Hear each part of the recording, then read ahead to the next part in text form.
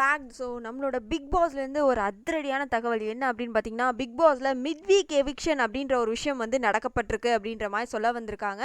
So என்ன அப்படின்னா, already 6 contestant இருக்காங்க. ஸோ ஃபைனல் வீக் எப்படியும் டாப் 5 வந்தால் தான் கரெக்டாக மேனேஜ் ஆகும். ஸோ வீக்கெண்டில் ஒரே ஒரு பர்சனை மட்டும் அனுப்பி நம்ம மக்களையோ இல்லை பிக் பாஸ் கண்டஸ்டன்ட்டையோ ஏமாற்றிட்டாங்க.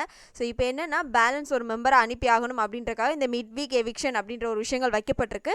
ஸோ இந்த மிட் வீக் எவிக்ஷனில் யார் எவிக்ட் ஆயிருக்காங்க அப்படின்னு பார்த்தீங்கன்னா, விஜய் வருமா. இந்த பிக் பாஸ் வீட்டில் மாயாவோட பெரிய சொம்பாக பார்க்கப்படுறவர் அப்படின்ற மாதிரி தான் இவரோட கேம் பிளே அப்படின்னு பார்த்தீங்கன்னா நல்லா தான் இருந்தது. பிக் பாஸ் வீட்டுக்குள்ளே ரீஎன்ட்ரி கொடுக்கும்போது பயங்கரமாக வந்தார். இண்டிவிஜுவல் கேம் ஆடுவேன் அப்படின்ற மாதிரி மாயா பூர்ணிமாவெல்லாம் வெளுத்து வாங்குற ரேஞ்சில் வந்துட்டு இருந்தாங்க அப்படின்ற உங்கள் எல்லாருக்குமே தெரியும்.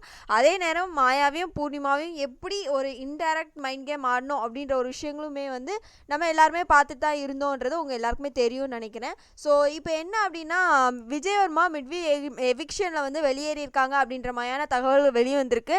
ஸோ மாயாவுக்கு ஒரு பெரிய கை உடஞ்ச மாதிரி இருந்தாலும் எப்படின்னா, இப்போ அவங்களோட ஸ்குவாட் உள்ளே வந்தாச்சு. ஸோ ஒவ்வொன்றும் உள்ளுக்கு பயங்கரமாக மாயாவுக்கு சொம்பு தூக்கி அவங்கள மோட்டிவேட் பண்ணி பிரிஸ்க் ஆக்கிட்டு இருக்காங்க. அப்படியே ஆப்போசிட்டாக அர்ச்சனாவுக்கு டவுன் ஆகி அவங்க இருக்கிற இடமே தெரியாத மாதிரி ஒரு ஃபீல்டில் ஓடிட்டு இருக்கிறது நம்ம எல்லாருக்குமே தெரியும்னு நினைக்கிறேன். ஸோ விஜய் வர்மா அவரோட கேம் பிளே, அவரோட பாயிண்ட்ஸ் எல்லாமே ரொம்ப நீட்டாக கிளியராக இருந்தது. பட் அது இன்னொரு பக்கமாக சாஞ்சதுனால மக்களுக்கு அவங்க மேலே செம்மையான ஒரு கோபம் அப்படின்றது வெளியே வர ஆரம்பிச்சிது அப்படின்றது நீங்கள் எல்லாருமே பார்த்துருப்பீங்கன்னு நினைக்கிறேன். நல்ல பிளேயர் தான், இல்லைன்னு சொல்லலை. பட் என்ன பண்ணுறது, அன்ஃபார்ச்சுனேட்டாக மாயாவோட ஃப்ரெண்ட்ஷிப் வலையில் விழுந்துட்டதுனால அவரால் ஒன்றுமே பண்ண முடியல.